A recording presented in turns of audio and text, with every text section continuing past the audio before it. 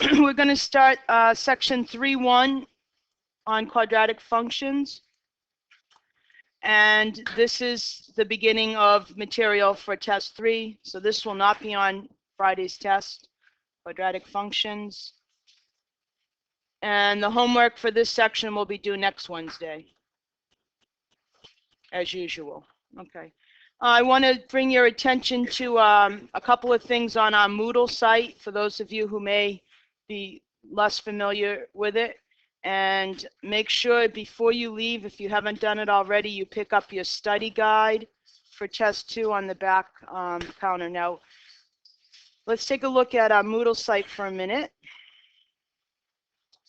Okay, so if you haven't visited this recently, I want you to note that all the quiz solutions are in here for all 6 quizzes that we've had. There's also the study guide in case for some reason you misplace it, the one that's on the back table. And the other thing that Tiffany pointed out to me is at the end of chapter 2, you have a chapter 2 test. It has 34 questions. And on our My Math Lab site, they have videos showing you how to do every single one of those problems if you get stumped. So I've put a link in our Moodle site right here to those video solutions. So here's the 34 exercises. And if, let's say, you look at number 8 and you try it out on the chapter test and you're stuck, you just go here and you click on exercise 8, or you go to my Moodle site under multimedia, whatever. This is an easy way to get there. You click on it and there's a little video that shows you how to do the problem. Okay. So there's lots available to you. Or if you missed a quiz along the way, make sure after you've tried it, you look at your quiz solutions and sort of do a little self-assessment. The other thing is that Caitlin did put on, although she hadn't put it on for our site, she did do another one of those, like, you know, those little test 2 preps ungraded by picking some homework from various sections. Again, you have so much that you can review. You can get a little overwhelmed. So I would just suggest that you make sure you look at the study guide, look at those chapter review questions or the chapter test. And if you feel like you still need more on a particular area, like really focus where you need maybe some help, then you can go into here and look for some additional homework problems. But don't try to do everything because there's hundreds of problems and you just won't have enough time, I guess. And maybe some of you would if you're, you know, working around the clock and you don't have any other classes. But we just want to make sure you have enough so that you can, whatever area you feel that you need the most help on, you can have additional practice in those areas. Any other questions? Okay, so hopefully the Red Sox will, oh, close your ears, Sonia. Hopefully the Red Sox will win tonight so you won't be up too late on Thursday night. Okay, or I won't be up too late. Okay. Okay, so, want to start us off, Joe, with the beginning here, number 1?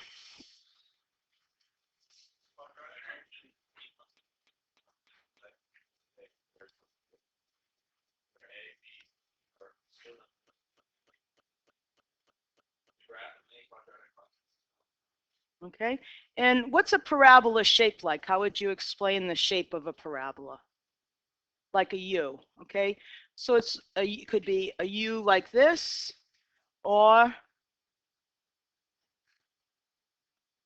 inverted, right? So you can have a U that is open. We say open upward. So this first shape is opened upward. It's open upward. Or it could be open downward. And we'll take a look today at which one of these letters here, A, B, or C, which one of those coefficients affect whether it's opened upward or open downward. Okay. Now, this is how we're used to seeing a quadratic equation, ax squared plus bx plus c. We're going to look at 2 different forms today. One is called the standard form like this, and one is called the vertex form. And you may not even know what the vertex is yet. So let's move along before I keep saying, oh, here's our vertex. Okay, so the parent function of all quadratic functions we know is f of x is x squared. Right, we all have a really nice vision in our mind of what x squared looks like, particularly after doing the most recent project. The 0.00 on our, this isn't x squared, this is, no, this is x squared right here. So this is 0, 0. We call that point beside the origin when we're talking about a parabola. That particular point is also known as the vertex of the parabola. That's the term we use. What happens at the vertex to this, the graph of this function? Here's f. What happens to f if you look to the left of the vertex and you look to the right? Can someone describe to me what's happening to the graph at the vertex? What does the function do as you move from negative infinity to positive infinity? What happens? Think about what the function's doing just before we get to the vertex and just after the vertex.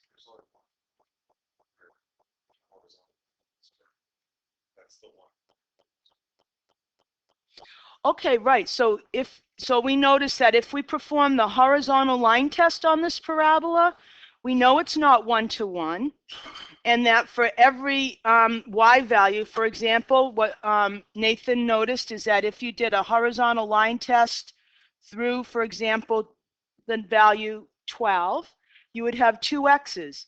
And at the vertex, it's the only place on the parabola where you just have 1 point, right? 1 x value for that particular y value. And that will always be true for any vertex on a parabola. Let's see if I can say, maybe ask a question a little bit differently so you get what's happening. Where is this function? What is the interval that this function is decreasing? What's the interval that this function is decreasing? What's negative infinity to 0? Okay. And where is it increasing? 0 to infinity. Okay. So what happens at the turning point is that your function changes, in this particular case, from a decreasing function to an increasing function. Okay, and that's always going to be true with your upward facing parabolas, your upward open parabolas, that at the vertex, your function will have gone from being a decreasing function and then shifting to an increasing function. Okay, so sometimes people like to call the vertex the turning point for that particular reason. The turning point. Okay. What else can you tell me about that particular point in terms of the range or the output values? What's true about the value 0, the y value of 0 here? Orlando?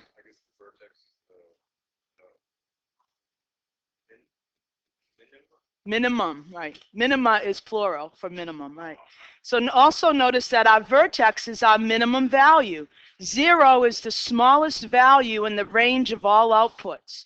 Okay, so the output of 0 is our minimum value. Okay, so those are just some of the key ideas about our parent function x squared. Okay, so now what we want to do, I'm going to erase this. Now what we want to do is we want to take x squared and we want to graph this transformation right here. Okay, so this is actually a nice little view for Friday. So here our parent function is x squared. We can tell from looking here that our parent function is x squared. And we've performed 3 different transformations here. So let's talk about what are the transformations that are going on, not necessarily in the order we would perform them, but looking at this equation for g of x. Can someone tell me one of the transformations we need to do to x squared? Lindo, you've already done your duty for this morning? No, not the whole morning. Ian? Okay, it's going to shift to the right 1 unit. What else is going to happen to this? That takes care of that little. Yeah, Brendan? Vertical stretch by a factor of 2. Okay, that takes care of that. And Julia? Yep, it's going to shift down 3 units. Okay. All right, so we know that when we get our transformation, these 3 things need to happen. So like we usually do with any time we do a transformation is let's list a couple of, key points, and then we'll perform these particular transformations. Okay, so let's say we've got -2, 4. That's a point on our parent function, -2, 4. We have 0, 0. We have 2, 4. And what else do we have? We have 3, 9. Okay, so I just picked a couple of points. So we're going to do this series of transformations. We've got to do 3 transformations now. 3 steps to our fully transformed function. So let's do those in the order that we learned. So I'm going to take 4 points, and then I'm going to see what my new graph would look like. Okay. So -2, 4. Well, according to our textbook, what's the first transformation we're going to do? Horizontal shift, right? So we're going to shift to the right 1 unit. Okay, so that means we're going to add 1 to all of our x values. Okay, so we're going to add 1 to all of our x values. Right, so let's see. -2 plus 1 gives me -1, 4. 0, 0 gives me 1, 0. And you check me, Eric. Good. 2, 4 is 3, 4. And 3, 9 is 4, 9. So first thing I would do is I would take that parabola and move it to the right 1 unit. Okay, and if you want, you can visualize that just moving to the right. So we've taken care of that. Okay. Now the next thing we do is what? Vertical stretch, right? And the vertical stretch affects all of our output values, our y values. So they're all going to double. So now I'm going to multiply double all my y values. So my x values stay the same. There they are, -1, 1, 3, 4. And now I double all of my y's. So I get 8, 0, 8, and 18. Okay, so now I've taken care of my vertical stretch and my horizontal shift. And what's the final thing I need to do here, Taylor? Let's subtract 3 from all the y values, right? So again, my x values are now going to be cemented at these 4 places. And now I subtract 3 from all of my y values. So I get 5, -3, let's see, 5, and then what, 13. Okay. 15, thank you. That's why I need to check. Okay, so let's determine where these points go. We've determined them. Let's kind of put these 4 points in and see if we can get a fairly accurate sketch. So we're going to go -1, 5. We're going to go 1 to 3. -1 to 5 is right. Where is -2? I can't even see. Let's see. It's -1. So there's 5. Okay. -1, -3, 3, 5. 3, 5 is right here. And 415 is right there. Okay. So it looks like this graph looks something like this. Okay. Probably a little more narrow than that. Okay, so I think I didn't do something right. Is it the negative? Which one did I screw up? -1, 5. So this is negative. Thank you. I knew I screwed it up somehow. It's really small for me here to see. So let's do this again. -1, 5 is right. See, it's not in there, but there it is right there. Okay. 1, -3. Thank you. 1, -3 goes here. 3, 5. 3, 5 goes right here. That's the mirror image. And then 415 goes right up here. Okay, so now let's do this nice skinny parabola. There we go. All right. So we've done a transformation on that original x square. So let's figure out where the vertex has ended up. The vertex started out at 0, 0. And where did that point 0, 0 end up going? To what? 1, 1, negative 3, right. So the vertex ended up going from 0, 0 to 1, negative 3. So let's take a look at this transform function, which is a quadratic function, but it has a little different form. It's not in the ax squared plus bx plus c. It's in this form. Can you look at this point in this equation? And can you identify from this form of a quadratic function what the vertex is? I hear a yup from 2 people. So here's the vertex, and here's the form. Can you see the vertex in this form? When I see more than 2 heads going like this, then I see a couple more. I see a couple of these. You see a negative one? Okay, remember when we have our forms, it's x like the point slope form, y minus y1, x minus x1, okay? All right. So this says x take away what? 1. It's a positive 1. Do we see a positive 1 anywhere in our vertex? It's right here. And then what number is this? It's not a subtraction problem like x take away negative 1 or anything like that. It's just a negative 3. It's hanging out here. Okay? So this form in general looks like this. We need the a from the quadratic, right? There's our a. We need some kind of number to indicate these 2 values. So guess what we go back to? H and K, like our circle. So this is the form, a new form of writing a quadratic function. Instead of ax squared plus bx plus c, this is called the vertex form.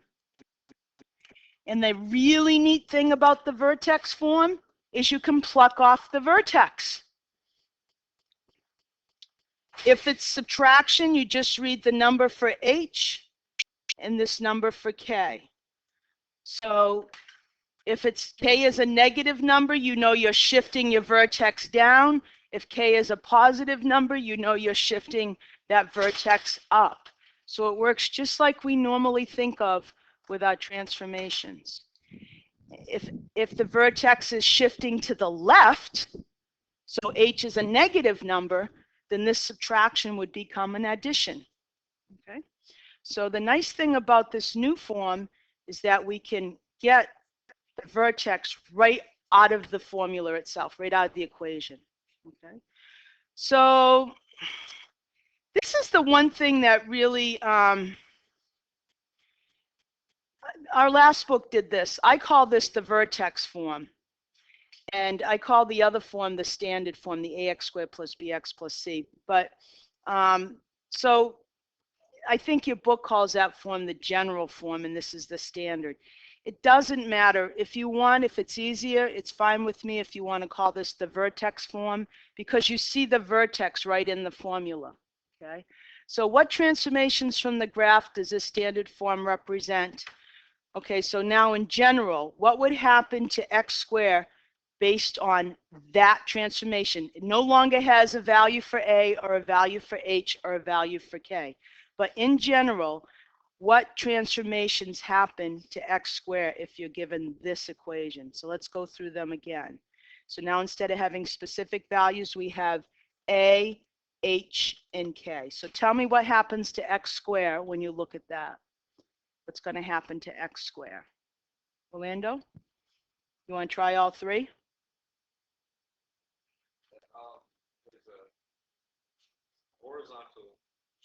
There's a horizontal shift. Do we know the direction?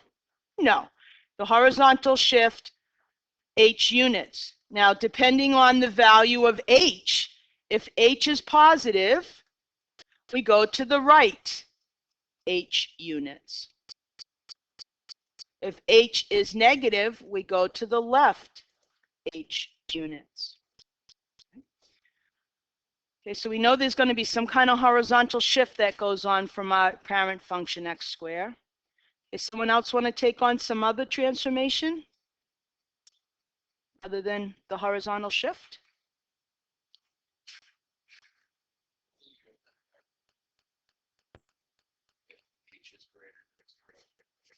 Nope.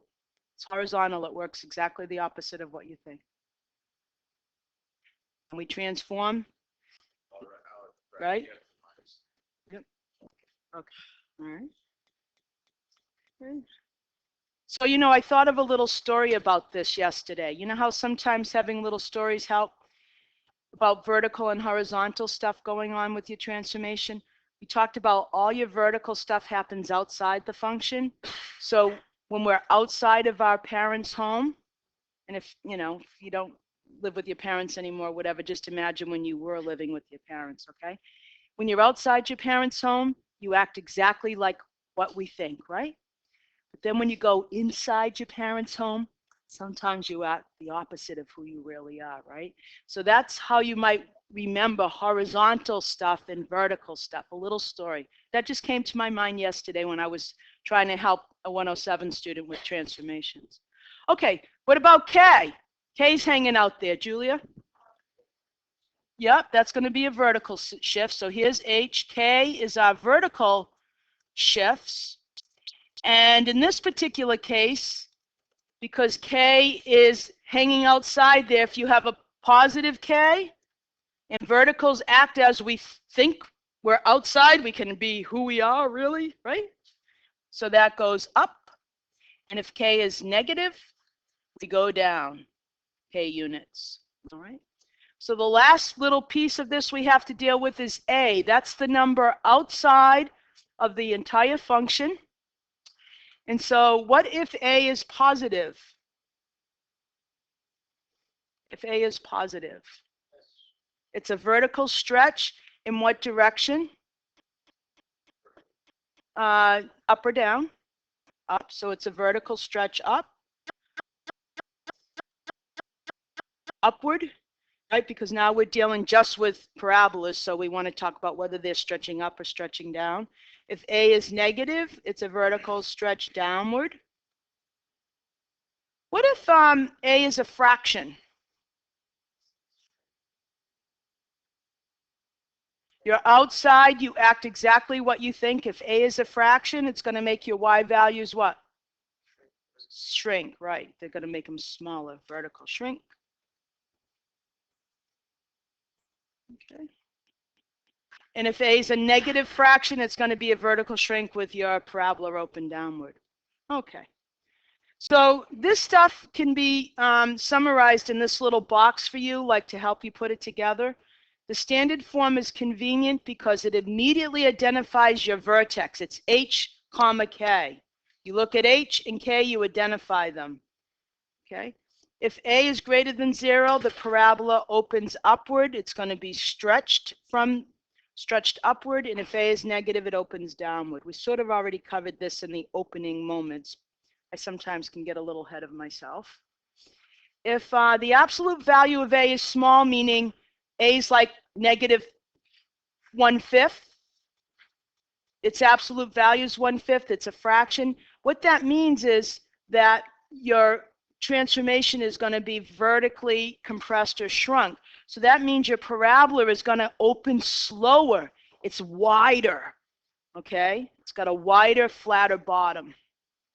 Okay? So if the absolute value of A is small, the parabola opens more flatly than when it's large. So let me just pull out my calculator for a minute, and we can just take a look at this so you get the idea of what it means. So we'll just look at real simple functions here. Let's just put in x squared, and we'll just do a standard graph of x squared. Okay, so there's x squared. And now let's make A, the number in front of x, a small value. So we want to make it a fraction. So let's say 1/10.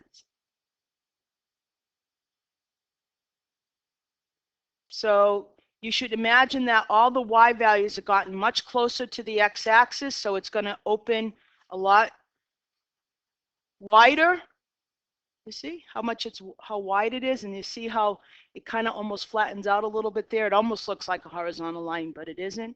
And if that A now was, instead of being positive 1/10 out in front, it was negative, the same thing is true. It still has that wide opening, but now the only difference is it's going to be facing downward. Okay, so that's the effect of A on the parabola. All right. So if we want to like sketch a parabola, there's a couple of things before we even do it that we should be able to find and see in our mind. The first thing that you want to do if you want to get a quick sketch of a quadratic function, do you have room to write this on your papers? A little bit? Okay. So you basically want to know, does it open upward or downward? So you can look at the value of A and determine that right away. You want to be able to identify the vertex, H comma K. And then, as usual, you want to find your X and Y intercepts. Those intercepts have been following you since your beginning algebra classes. Okay? So if you can get those key points, you get your vertex, your X and Y intercepts, and you know whether your parabola opens upward or downward, you can do a pretty quick sketch and a fairly accurate sketch. We're not looking for point-by-point accuracy. Okay, so let's take a look at how we would do this. So here's a parabola. Now, in your mind, you can already think about what's happened to your original parabola x squared because you've done so much with transformations. You know 0, 0 is going to shift to the right 1 and up 4, right? It's going to shift to the right 1 and up 4. And it's going to reflect over which axis? If it's outside, all the what values change? Y values. So it's flipping over which axis? X. Okay. So let's identify A, H, and K. A has what value here? -1. And what's the value of our vertex? H is 1 and K is 4.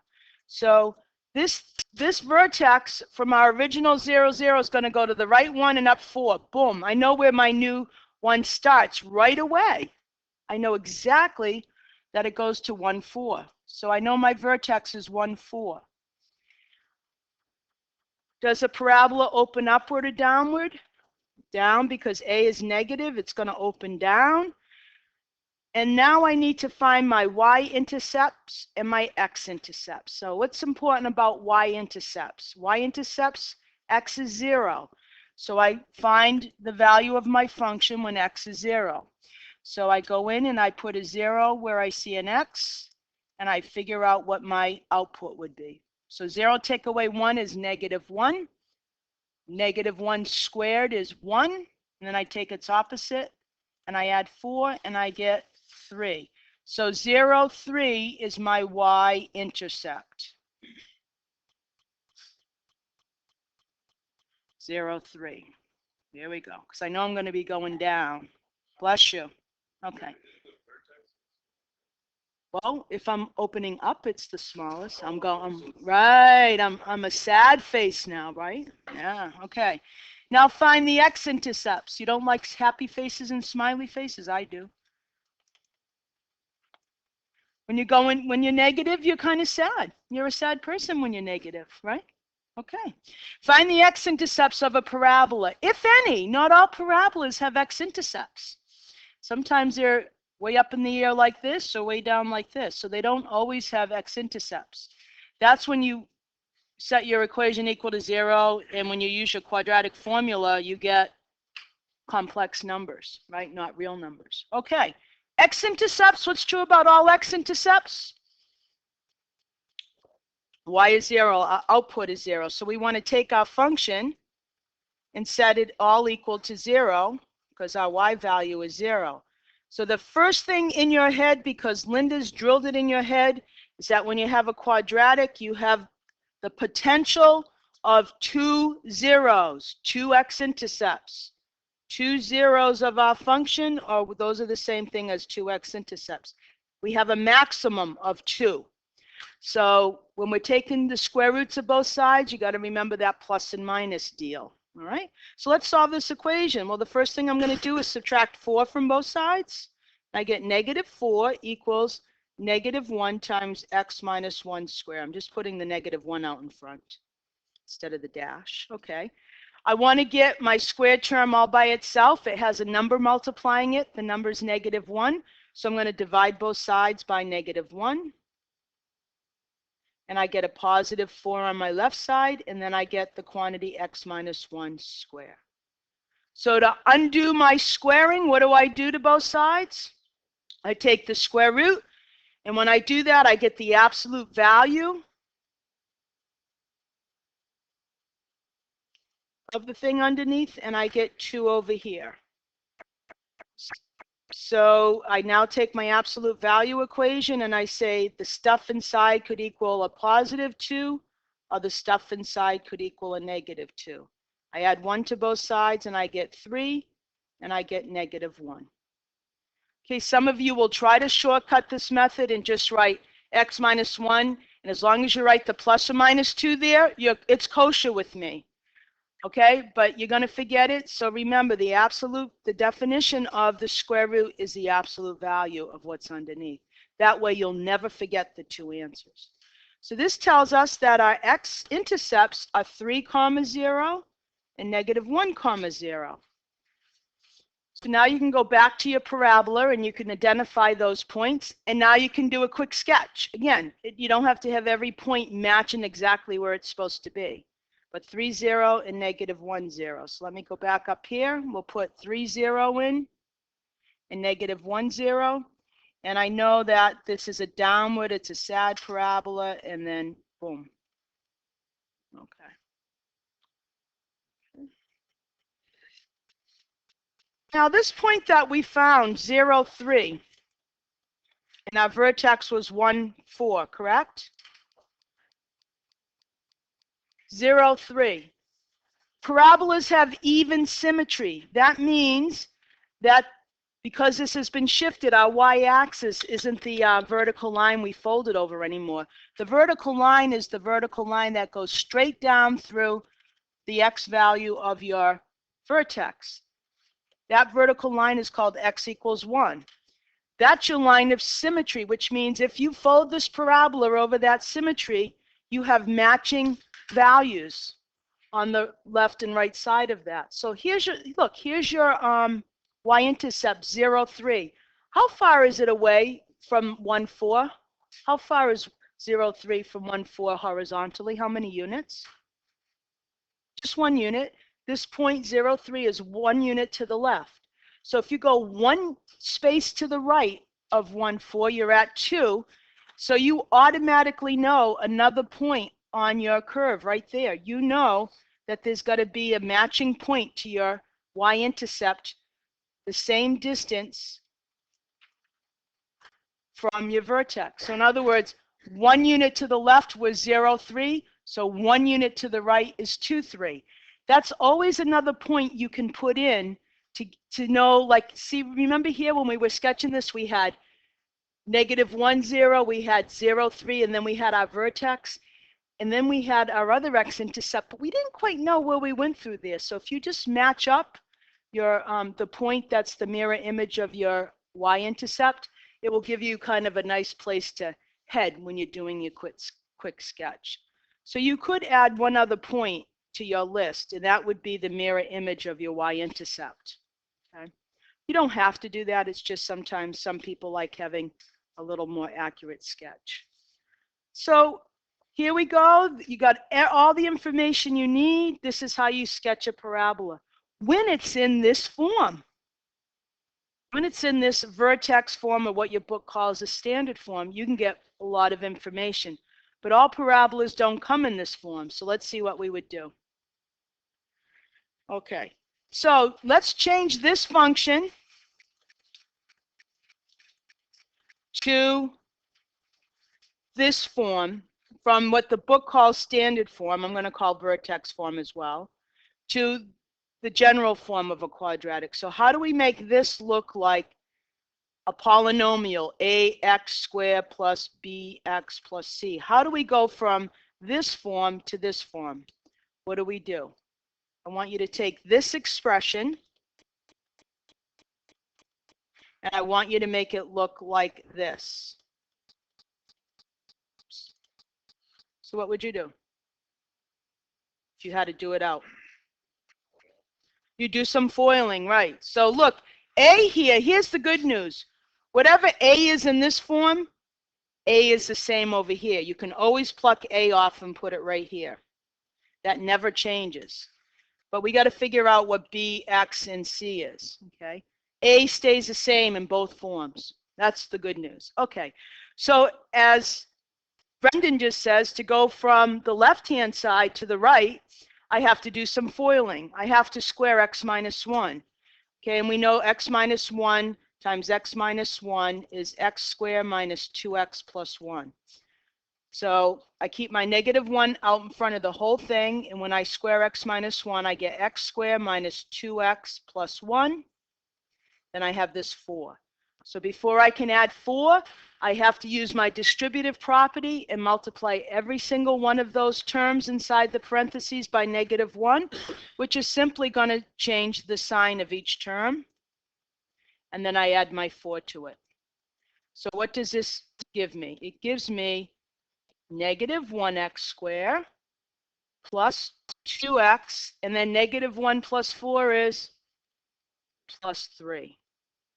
Okay, so this will become negative 1x squared plus 2x plus 3. Okay, so you can compare these two forms. Okay. The only thing in this new form you get from looking at it is your y-intercept. If x is 0, just like with your straight line, there's your y-intercept. You can also tell that it opens downward, and that's about the only information you get from this form, your general form. Okay, you can't look at this and know what your vertex is. Well, at least not right now. In like 30 seconds, I'll be able to tell you how you can look at this and get your vertex. Okay, so there's information you can get from both of these forms.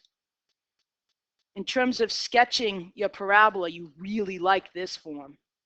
And if it's in this form, you got to do, there's a little formula that's going to help you find the vertex. Oh, okay. So how do we change from this form to this form? Well, we just did it. Okay. So the problem is A is the same in both, but now we need to identify what is H and K. What is the vertex when we have this form? That's a little harder to do in your book. For those of you that really like to see where these formulas come from, I know some of you could care less, but some of you really like to see it. You basically complete the square on this formula, and then you get, just like we complete the square to get the quadratic formula, by completing the square on this, you can get a formula for your vertex that works for any quadratic. Okay, so basically, when you're trying to identify your vertex, so let's go back to the one we just did, help me, negative 1x squared plus 2x plus 3, we already know what the vertex is for this because we just did it, right? We know when we had it in the vertex form a minute ago, the vertex was what, 1, 3, is that correct? No, 1, 4, right? We know that that's the vertex because a minute ago we had it in this form. So how do we get the vertex when it's this form? There's a formula. All you have to be able to do is identify A, B, and C, just like you always do. A, B, and C. We know A is negative 1. We know B, actually you don't need C at all, B, but we might as well do it while we're here. Okay. So you right back to when you were using your quadratic formula, A, B, and C. And you say, okay, based on completing the square in general, the x value, and I always put this little subscript down. You can also call this h if you want, because h is the x value of your vertex. That's why I use that little v to remind me what I'm finding, is always going to be the opposite of b divided by 2a. So if you can look at your equation and identify b and a, you got your x value for your vertex. So let's go up here and identify b. b is 2 because it's the coefficient of x. So b is going to be -2, and a is a -1. That's the number sitting in front of x squared. So I throw that in, and I get -2 over -2. Voila, 1. Guess what? It matches. Now students say, how do I find the y value? Just throw this value into your function. It's f of 1. So k, which is the y value of your vertex, is f of 1. You throw 1 right into your equation and find out what the y value is for that given x. So let's see, we have -1 times 1 squared plus 2 times 1 plus 3. So let's see what that is. We know what the answer is, but we'll make believe we don't. That's 1 plus 3 is 4. Cool. There's your vertex. So no matter which form your quadratic equation comes in, you can find the vertex. It's either going to be staring at you right in the face because it's already in the vertex form, or if it's in this more general form, you can find the vertex with this formula. So notice the x value is -b over 2a, and the y value is the output of the function at -b divided by 2a. So you have full power now to find all the pieces of a parabola that you need to sketch it, no matter what form. So let's see what's coming up. So here's a new parabola. It's in this general form, and we want to change it to our standard form. Again, I keep referring to standard form as vertex form. So then we can graph it once we know what our parabola is. First of all, you look at that form. Do you know anything at all about your parabola from looking at this? Does that give you any information at all? What information does it give you? Can table 5 tell me something about the parabola from looking at this? Is it a happy parabola or a sad parabola? Sad, because the number in front of x squared is negative. So we know it's going to go downward, right? We already know that. Regardless of which form it's in, a is always the same. A is -1 here. It's sad. Okay? Anything else you can tell from looking at this form? The y-intercept, right? When it's in this form, when x is 0, your output is 1. So you also know your y-intercept. Without changing it, those are the only 2 bits of information you can get. That's it. So 0, 1. So I know that's going to be my y-intercept, and I'm going to go downward. So I know that this graph is going to do something like this. It's going to come up. It's going to reach some number that's above 1, because its vertex is going to be the maximum value, and then it's going to come down.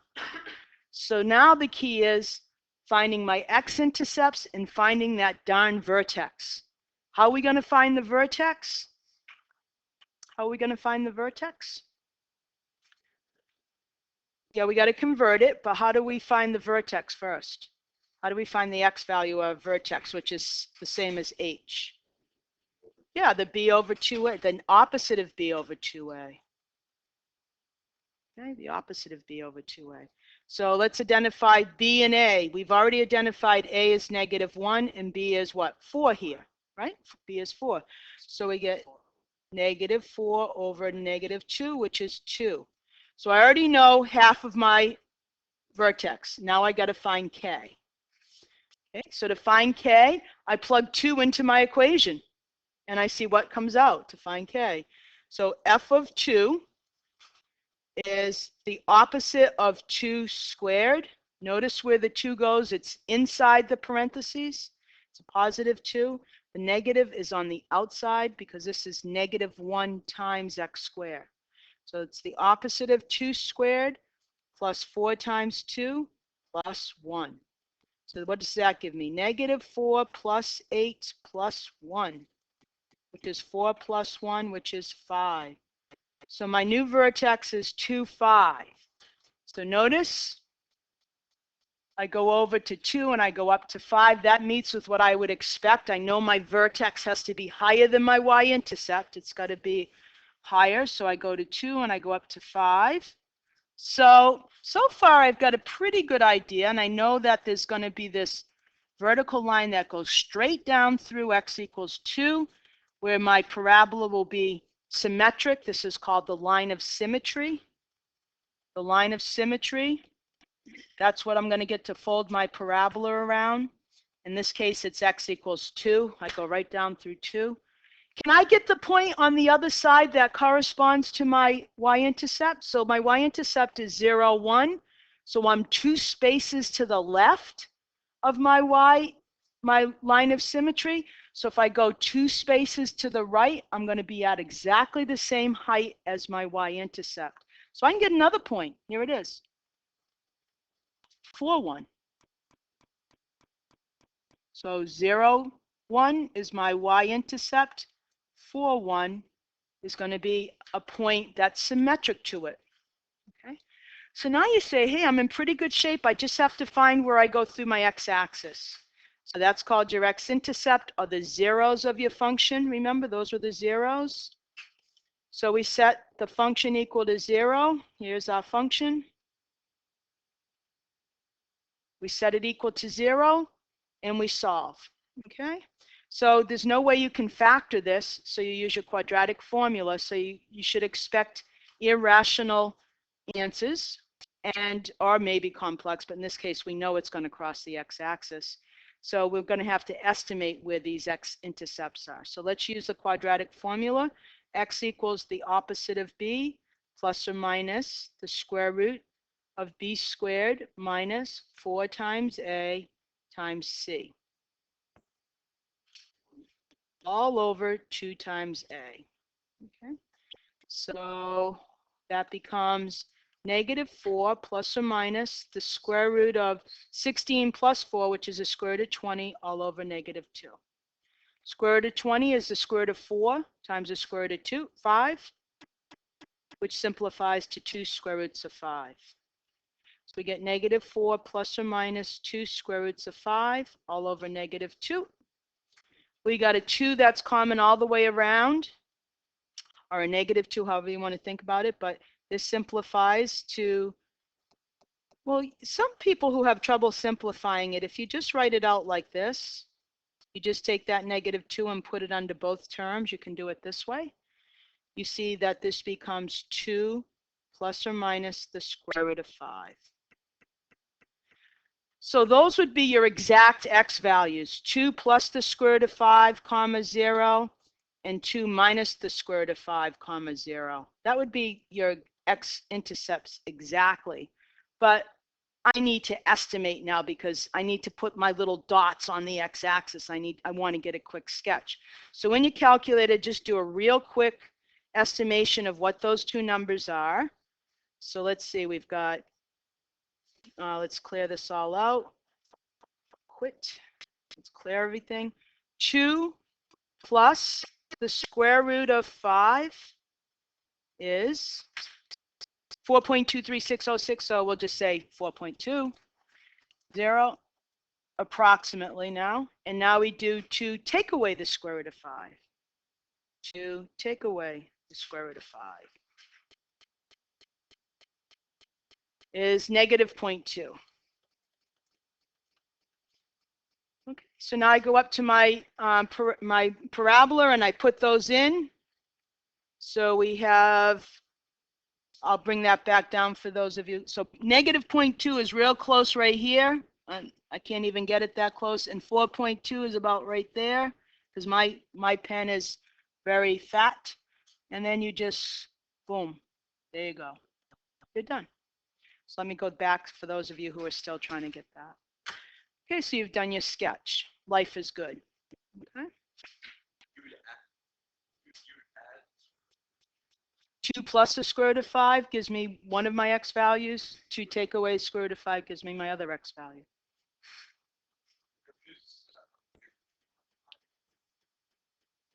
No? You multiply what?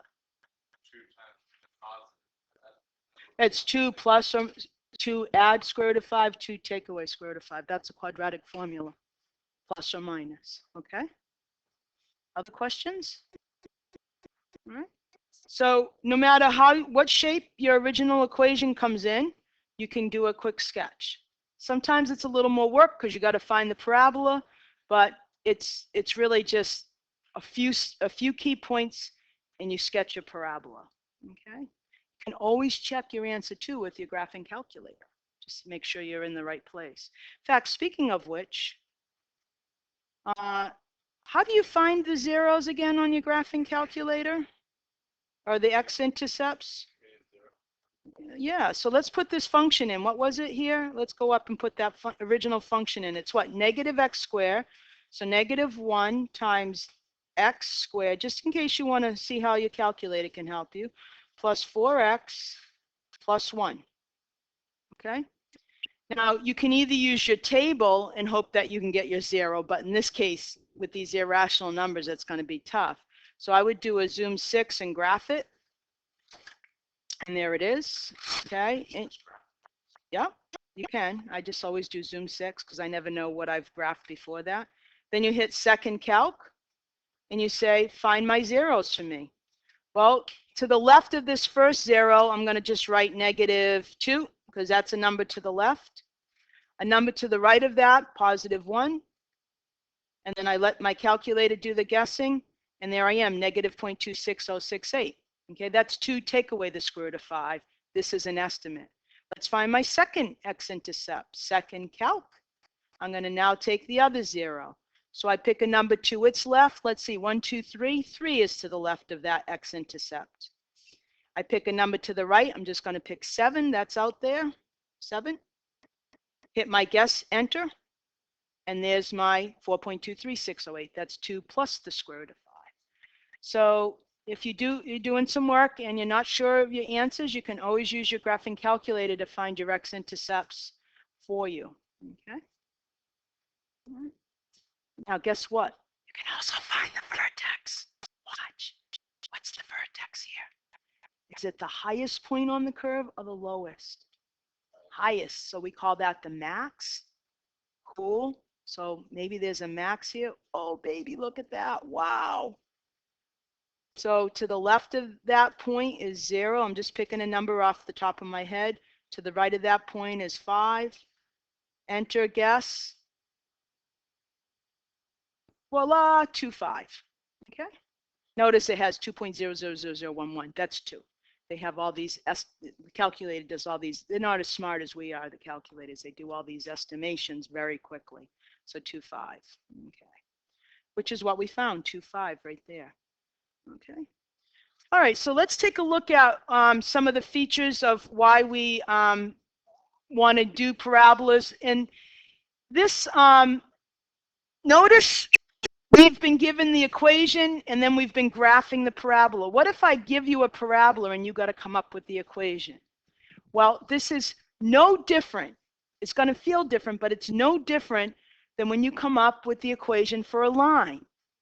When you come up with the equation for a line, what are the key points? You find the slope, m, and you find b, the y-intercept, right? And you can often find the slope, and then sometimes you get a little stuck with how do I find b? And you say, oh, give me a point on that line. I can plug it in, and out pops b. The same works with a parabola. You look at this parabola, and it tells you right here, your vertex is 3, 5. So that corresponds to what? HK, right? So if you go to your vertex form, or what your book calls your standard form, x minus h squared plus k, you can automatically fill in 3 of those missing letters. You have to find A, you have to find H, and you have to find K. Right here is H and K. Boom, you got most of this done, no problem. So you go in here, and you say XH is 3 and K is 5. Now this is just like when you have this, folks. Y equals 3x plus b. And now your job is to find the value of b. So what do? In order to find the slope, you have to know 2 points on your line. And you plug in those points for x and y, and out pops b. The same is true here. Now you know h and k, and you've got to figure out what A is. So what's missing? Or what do you use? What information do you have? You have an XY right here and an XY right there.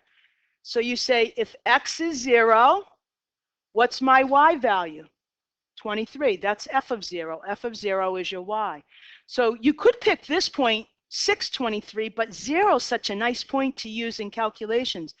Pick one of your points and put it in. You know F of 0 is 23. So you put 0 in for X. And when you put 0 in for X, you know this whole thing is equal to 23.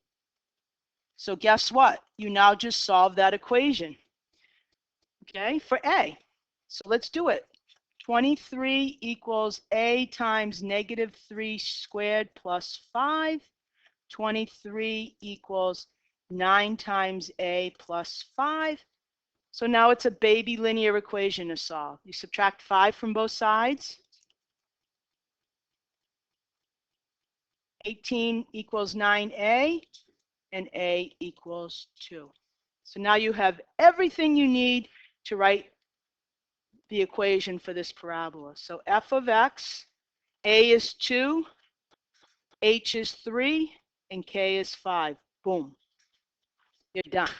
Now, if you're a real glutton for punishment, you could square that whole thing out and put it in the AX squared plus BX plus C, but you don't have to do that. This is a perfectly fine equation for a parabola. You don't have to multiply it all out. Okay? So identify your vertex, plug it in, take any point on your parabola other than your vertex because you've just used it. Plug in the X value, set it equal to the Y value, and solve for A. Those are your steps. Okay? Any question on this? You'll get exactly the same answer if you put this point in. You put 6 in for X, and then Y is 23. You can see 6 take away 3 is the same thing. It's 3 squared is 9. You get exactly the same answer because these points are symmetric to each other. Mirror images. Okay. So what key feature of a quadratic function marks its maximum or minimum value? What's the key feature that identifies the maximum or minimum value? You can just yell it out if you want. Vertex, right. And the vertex plays an important role because maximum and minimum values when we're dealing with real world data is often what we're interested in finding. So this will be the last thing we do today. So let's consider this function. Determine without graphing whether the function has a minimum value or a maximum. So to do that, what do you need to visualize in your head if it's going to have a maximum value or a minimum? Right, smiley face or sad face, up or down, right. So which one is it? Which one is this? It's a happy face because A is 4. A equals 4. A is positive, so we have a minimum value.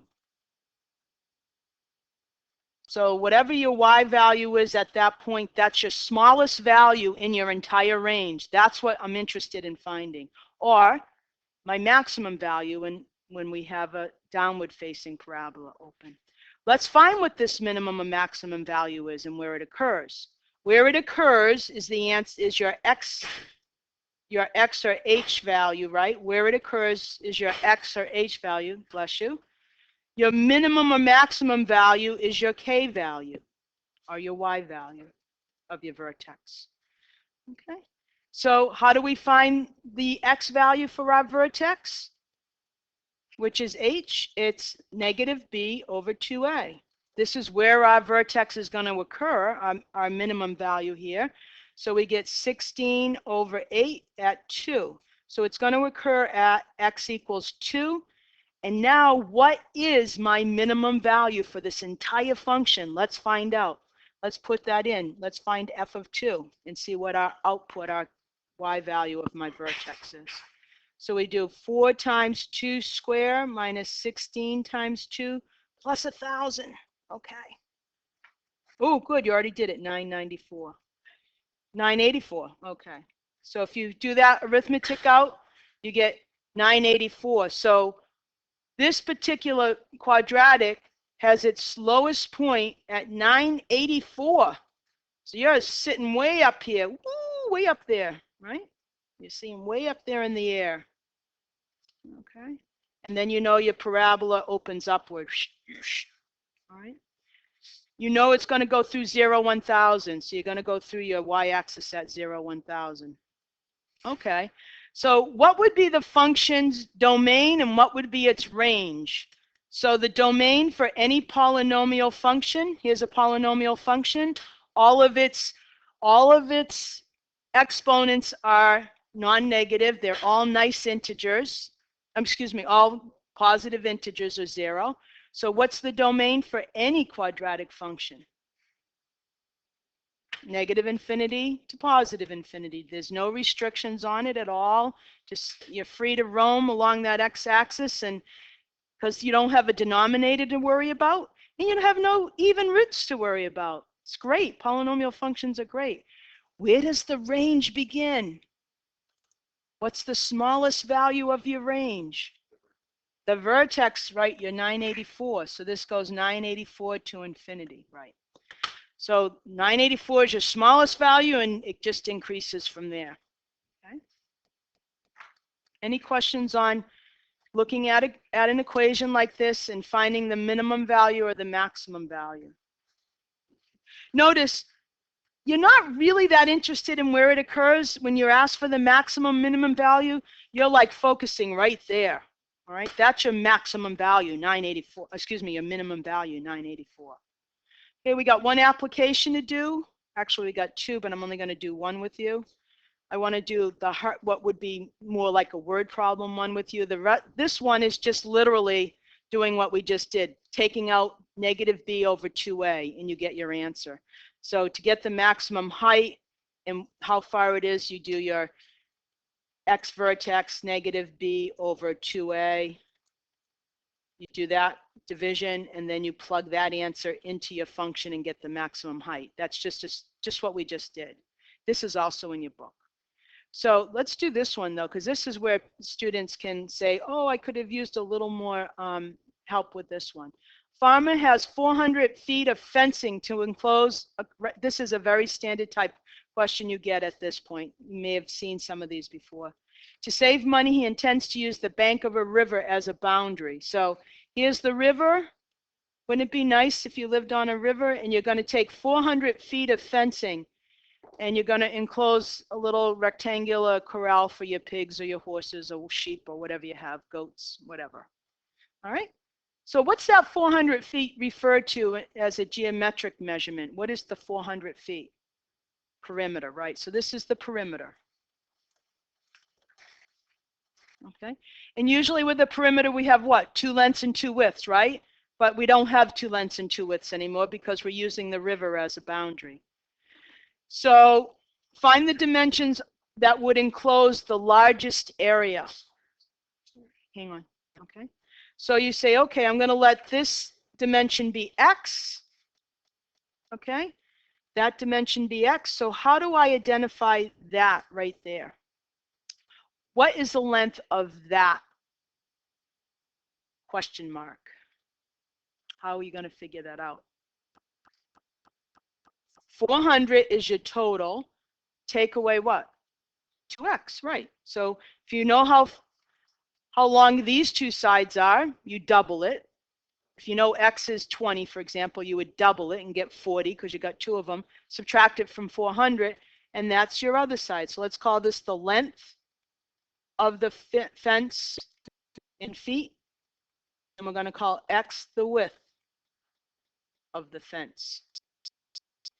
Okay? We want to enclose the largest area. So 2 important words here. Largest, you're dealing with quadratic because it's area. So when you see largest, you think bing, bing, bing, bing, bing, bing, bing, maximum value, which means bing, bing, bing, bing, bing, bing. I've got to find the y value of my vertex or the k value of my vertex. So bing, bing, bing, bing, maximum area. Area is a square dimension. That is why we use quadratics to solve this. So you say, okay, the area of any rectangle is my length times my width. I can get that far. I'm trying to find my largest area. I'm calling x my width. So this is now going to be a function that depends on x. So a of x equals x times my length, which is 400 minus 2x. So there's my length and width being multiplied. I use my distributive property, and I get 400x take away 2x squared. And so I identify A and B in the right order. I'm just going to interchange these two terms and put them in descending power. So my square term is first and my x to the 1 term is second. And now to find my maximum area, what do? Well, I could put it in my calculator, right? But I'm not going to do that. Okay, I could put it in my calculator and find out.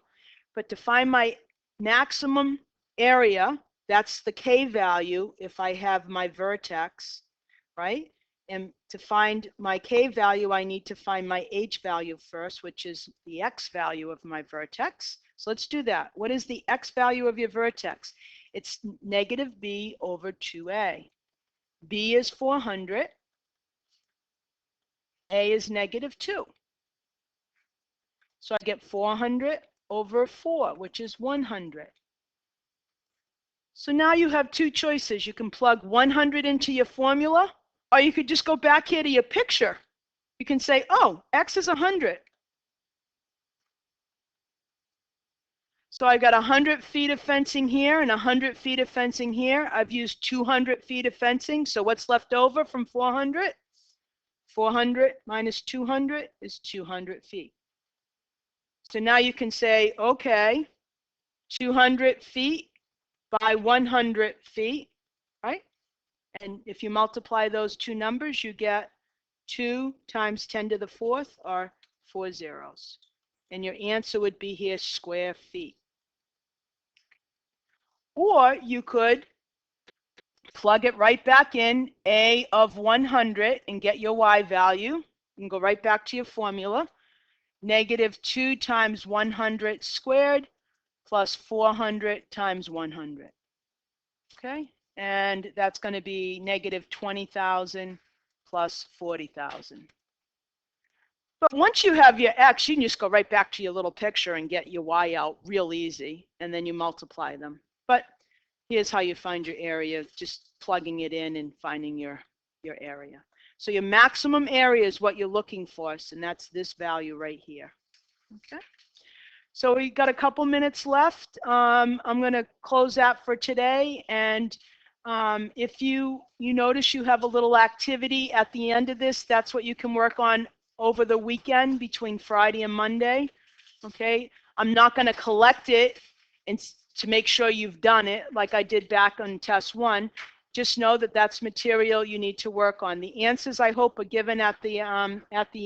Are the answers given at the end? Yes. Good. So you can always check. So you can write on that activity due on Monday. Okay. So good luck studying. Don't stay out too late Thursday night if you're going to a Halloween party. Okay. I hope you're not, going to party too hard before Friday.